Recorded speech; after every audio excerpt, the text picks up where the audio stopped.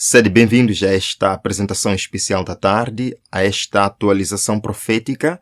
Estamos aqui para acompanhar um pouco do que acontece no nosso mundo e desta vez iremos nos centrar em algo que aconteceu no estado do Texas recentemente, que nos chama muita atenção dentro do nosso contexto profético. Eu quero que a gente ore e em seguida vou apresentar para os irmãos o que realmente está acontecendo. Vamos orar. Pai de amor, obrigado por esta tarde que nos chama aqui mais uma vez para acompanhar os eventos finais. Venha, Senhor, nos guardar e abrir nossa mente para a compreensão destas verdades. Em nome de Jesus. Amém. Queridos, recentemente, o governador do Texas, o Dan Patrick, que por acaso foi eleito como o chefe da Comissão de Liberdade Religiosa pelo presidente Donald Trump, fez algo inédito na Câmara do Estado do Texas. Isto me chamou tanta atenção que eu decidi partilhar com os irmãos, pois tem muita relevância profética. Só para lembrar, quem é Dan Patrick? Vejam aqui. O vice-governador do Texas, Dan Patrick, nomeado presidente da Comissão Presidencial de Liberdade Religiosa de Donald Trump. E eu já falei para os irmãos que eu não confio nesta Comissão de Liberdade Religiosa. Eu não acredito no trabalho que esta Comissão de Liberdade Religiosa vai fazer para propagar liberdade na América, pois não é de liberdade que eles pregam. As suas ações não nos levam à liberdade religiosa, mas a uma tirania religiosa.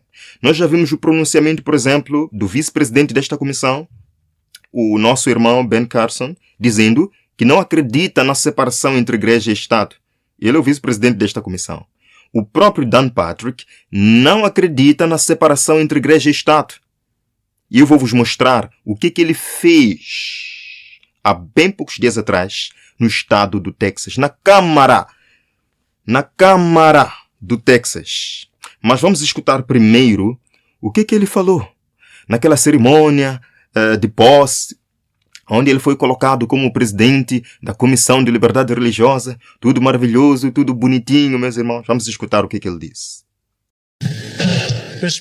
Senhor Presidente, obrigado por estabelecer o que penso ser uma das comissões presidenciais mais importantes da história. Será um dos seus grandes legados, dos quais terá muitos. Temos neste país uma magnífica herança de liberdade religiosa. E cada crente hoje, independentemente da sua fé, tem direito a essa herança. Fomos uma nação nascida da oração, fundada na ética judaico-cristã, para garantir que as pessoas pudessem adorar como desejassem, sem interferência do governo. Mas isso já não é o caso. A última administração atacou pessoas de fé durante 4 anos. Há um ditado que diz que ninguém deve interpor-se entre um médico e um paciente. Eu acho que diríamos que ninguém deve interpor-se entre Deus e um crente. Ninguém deve interpor-se entre Deus e aqueles que o procuram. E ninguém, nenhum governo, nenhum distrito escolar e qualquer nível de governo ou setor privado deve dizer a alguém: não podes rezar aqui ou ali. Esse é o nosso direito. Esse é o nosso direito. Palavras bonitas, palavras comoventes, palavras emocionantes. Eu não confio nestes homens. Eu não acredito em nada do que eles dizem. Sim? Depois de falar essas palavras tão bonitas neste encontro, sim, vamos promover liberdade religiosa, que nenhuma pessoa seja obrigada a aderir a uma religião ou a ter que praticar certas coisas que não se adequam à sua religião, tudo maravilhoso, tudo bonitinho. Só palavras, meus irmãos. Isto terminou em palavras. Ora, vejam aqui. Isto é de 18 de agosto de 2025. O vice-governador do Texas, o Patrick, ameaça expulsar aqueles que não se levantarem para a oração cristã. Não. Não. Será que nós lemos direito? Será que nós lemos direito? Vou ler mais uma vez. O vice-governador do Texas, o mesmo que saiu dizendo estas palavras maravilhosas de liberdade religiosa, está ameaçando todos aqueles que no Senado, na Câmara do Texas, não se levantarem para participar da oração cristã. É verdade, irmão Onésimo? Será que você não está exagerando ou não está mentindo para nós? Eu vou colocar o vídeo, ele mesmo falando. Vejam aqui. Após a oração, uma oração que aconteceu aí, eu vou mostrar para vocês. O vice-governador do Texas, o Patrick, advertiu os membros da galeria que permaneceram sentados. Ele disse, para aqueles que não se levantaram, da próxima vez que vierem à galeria, fiquem de pé para a invocação. É respeitar o Senado. Se não se levantarem para a invocação, eu os removerei. Se não se levantarem e participarem da oração cristã no Senado do Texas, serão removidos. A América parecia cordeiro, mas agora está começando a falar como dragão. Nós veremos daqui a pouco. Vamos escutar. Por favor, levantem-se na galeria e no chão para a invocação da senadora Paxton. Você oraria comigo? Pai, hoje viemos em gratidão pela oportunidade de servi-lo. Servir nossos companheiros texanos neste lugar, neste Senado. Oramos para que envies teu Espírito de amor e verdade a esta Câmara e faças com que nossos espíritos ressoem com os teus.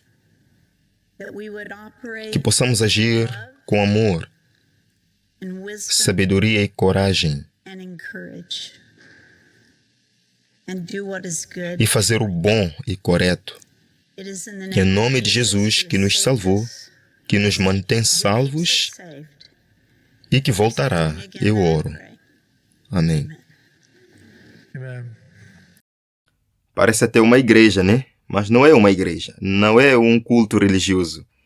É uma sessão do Senado do Texas. Os irmãos estão percebendo a grande influência que estes cristãos americanos estão tendo nestas cortes legislativas, nestas assembleias legislativas. São estes cristãos que estão tomando poder agora. E eles estão orando nestas sessões. Deixe-me dizer que a oração em si não é nenhum problema, mas num contexto de pluralidade religiosa, num contexto de liberdade religiosa e no contexto daquilo que ele vai dizer agora.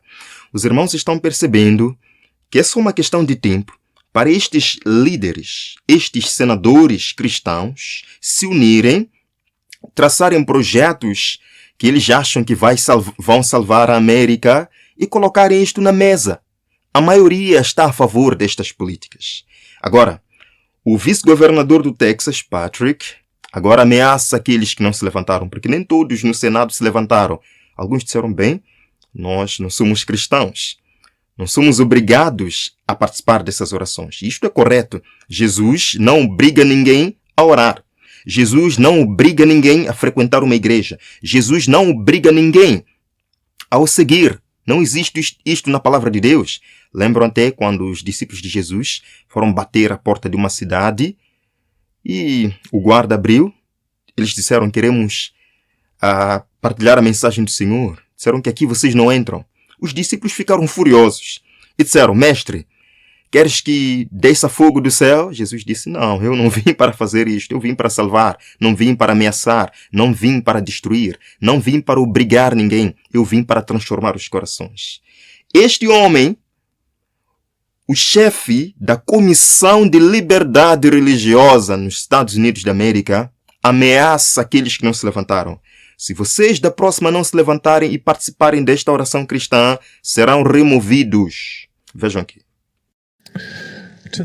Para aqueles na galeria, Por favor, sentem-se. Muito obrigado por se levantarem. Para aqueles que não se levantaram, da próxima vez que vierem à galeria, fiquem de pé para a invocação. É respeitar o Senado. Se você não aceitar a invocação, mandarei que você seja removido. Pedimos que vocês se levantassem. Nunca vi uma galeria com membros, em meus 17 anos, que se recusassem a ficar em pé numa invocação.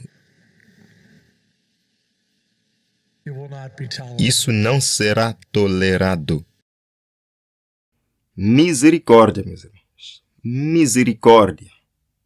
Se você não se levantar da próxima vez, será removido. Isto não será tolerado. Vamos lá montar aqui os pontos. Primeiro ponto. Nós vemos aqui uma união, aliás, uma invocação religiosa apoiada, patrocinada pelo Estado, certo? Uma invocação, uma prática religiosa patrocinada pelo Estado. Em segundo lugar, nós vemos aqui uma obrigação. Se você não participar desta invocação religiosa patrocinada pelo Estado, você será removido. Isto não será tolerado. Isto me lembra quando Nabucodonosor construiu aquela estátua e disse: todos devem adorar. Quem não adorar a estátua será lançado na fornalha de fogo. Queridos, a América, que parecia cordeiro, está falando como dragão. E no contexto da lei dominical, quando uma lei religiosa for amparada pelo poder civil, for amparada pelo Estado, for patrocinada pelo Estado, aqueles que não vão se levantar em adoração à imagem da besta, à marca da besta, também não serão tolerados. E vai se dizer: façam isto ou serão removidos. Façam isto ou não vão poder comprar ou vender. O espírito da besta, o espírito do dragão, está agora atuando nos Estados Unidos da América, meus irmãos. Isto é sério, isto é bíblico, isto é profético. Agora, isto me lembra também, partilhei com os irmãos há poucos dias atrás, de um pastor presbiteriano dos Estados Unidos da América que conectou o ponto de usar o poder civil para obrigar a guarda dominical. Para obrigar a guarda dominical. Vejam aqui. Se o magistrado civil punisse quem quebra o sábado, as lojas fechariam. Os irmãos não estão percebendo isto. Se o Estado punisse os que violam o sábado, foi praticamente a mesma coisa que falou o governador. Se vocês não se levantarem e participarem da invocação, serão removidos. Se as lojas fossem punidas, se as pessoas fossem punidas, este espírito que está agora surgindo e se desenvolvendo na América. Vamos continuar. Estas são todas pessoas que têm controle sobre estas coisas. E é da sua responsabilidade garantir que o dia de sábado seja mantido sagrado.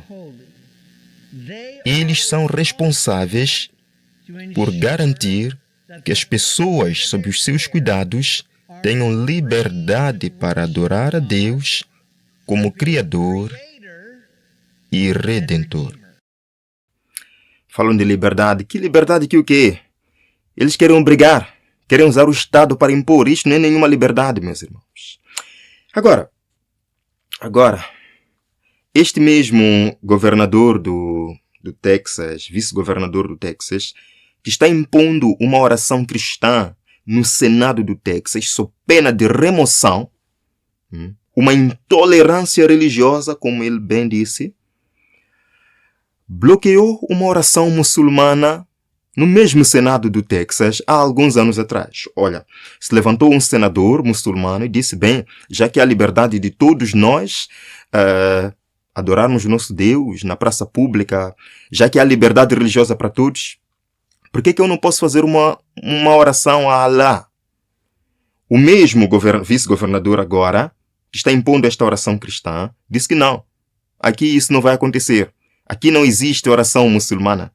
Não existe, não. Vejam aqui. Aí está, Patrick boicotou uma oração muçulmana e agora preside a Comissão de Liberdade Religiosa. Meus irmãos, vejam aqui. O Patrick boicota a primeira oração muçulmana do Senado. Ele disse que acho que é importante que sejamos tolerantes como um povo de todas as religiões. Mas isso não significa que temos que endossar todas as religiões. Vamos ser tolerantes com todos, mas isto não significa que vamos endossar, que vamos patrocinar, que vamos dar prioridade, que vamos dar vantagem a qualquer religião.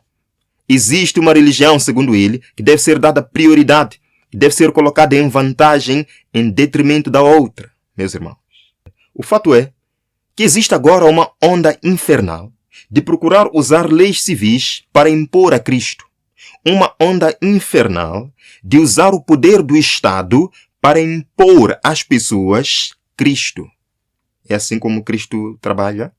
Cristo alguma vez usou o poder de César para forçar as pessoas a o aceitarem? Jesus falou, o meu reino não é deste mundo. Se fosse deste mundo, os meus servos lutariam para me dar o poder, mas não é deste mundo. Vejam aqui. Republicanos do estado de Dakota do Norte pressionam por lei para reconhecer a realeza de Jesus Cristo. E se agora estão ameaçando as pessoas simplesmente por não quererem participar de uma oração, não vão ameaçar daqui a pouco as pessoas, reconheça Cristo em sua vida, ou senão você será removido? Não irão ameaçar as pessoas, guarde a Blue Law, o sábado da América, que reconhece a América como uma nação cristã, ou será removido? Este espírito diabólico, meus irmãos, está agora infernando a América. Vamos ver. Legisladores republicanos de Dakota do Norte apresentam um projeto de lei para reconhecer a realeza de Jesus Cristo. É dito que a resolução afirma que reconhecer a realeza de Cristo não é meramente uma declaração religiosa, mas uma que tem implicações profundas na forma como o Estado e a nação como um todo abordam questões de governança. Não é apenas uma declaração, é um argumento para que a nação toda comece a pensar diferente na maneira como trata as suas leis, na maneira como cria suas leis. O projeto de lei proposto afirma: disse que o Pai dará a Cristo todas as nações e as partes mais remotas da terra para sua herança e posse. E em resposta, as pessoas e seus líderes são chamados a aprender e receber instruções dele. Querem ajudar a Deus a obter poder? Cristo precisa de ajuda de líderes políticos para ter o seu poder na terra? Isto não passa, meus irmãos, de formação da imagem da besta, que culminará com a imposição da marca da besta na América. Vejam aqui. Essa organização critica a resolução nacionalista cristã radical desse Estado. Aqui é dito que os nacionalistas cristãos não estão mais escondendo sua agenda. Eles querem transformar a democracia americana em um Estado religioso. Está claro, à luz do mais recente evento lá no Senado do Texas, está claro que estes homens querem transformar a América numa nação cristã, com leis cristãs, com punição civil, com obrigações e sanções. Meus irmãos, lemos.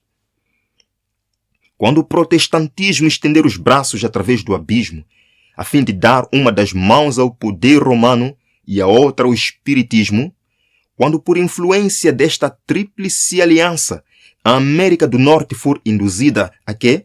A repudiar todos os princípios da sua Constituição, podemos saber que é chegado o tempo das operações maravilhosas de Satanás e que o fim está próximo.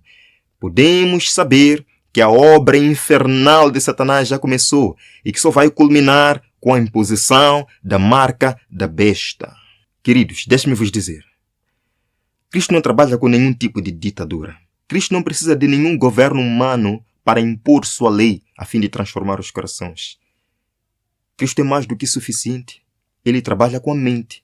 Trabalha transformando o coração das pessoas, levando as pessoas à obediência voluntária à sua lei e não a obrigações. O que nós estamos vendo agora na América é a formação da imagem da besta? Quem estará em pé quando os homens que se acham com poder de legislar a lei de Deus imporem o domingo? Quem estará como Daniel e seus amigos dizendo: nós não nos curvaremos, não nos encurvaremos diante desta imagem? Essa pessoa vai passar por privações, por provações e perseguições. Não será tolerada essa pessoa, mas mesmo assim pode obter vitória em Cristo. Pois assim como Cristo resgatou os jovens na fornalha de fogo, aquele que for à fornalha de fogo poderá ver de perto o milagre do Senhor. Nós iremos encerrar, mas daqui a pouco voltaremos para o nosso momento de intercessão. Que Deus abençoe a todos. Até lá.